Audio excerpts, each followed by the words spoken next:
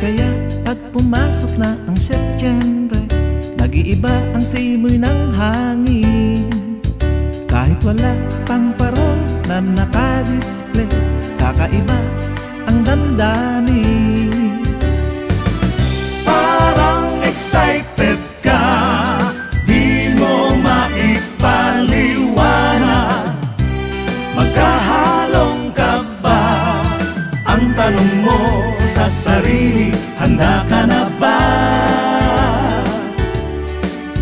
Habang ikaw ay patuloy sa kabuhayan, sa araw-araw, unti-unti ikaw ay nag-aalala, baka walang maihahanda.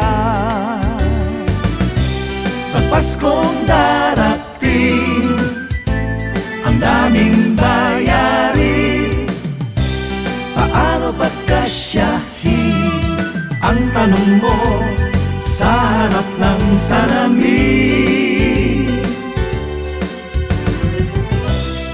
At nakalimutan tunay na kahulugan ng Pasko sa buhay mo.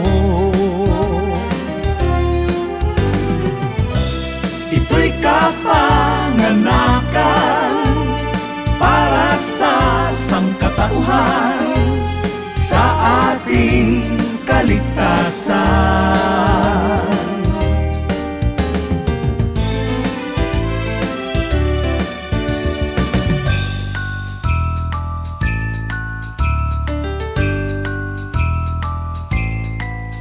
Ngayong Pasko mga gawain ay maiiba dahil sa pandemya.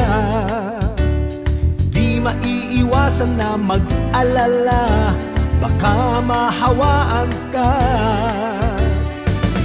Ngunit manalig ka kay Jesus, kapag siya ang kasama sa puso mo at sa isipan, magiging masaya ang Pasko. Mga suliranin ating iisipin, pagsubok lang sa buhay natin. Pag siya'y kasama natin, ating kakayanin, wala tayong alalahanin.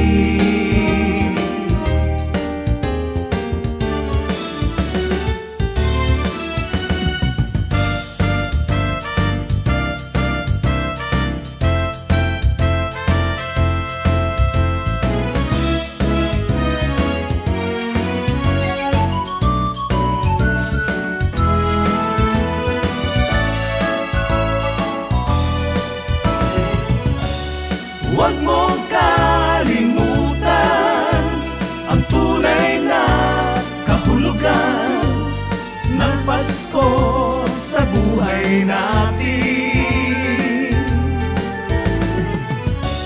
Pag may pagmamahalan sa bawat tahanan, may tuturing na kayamanan.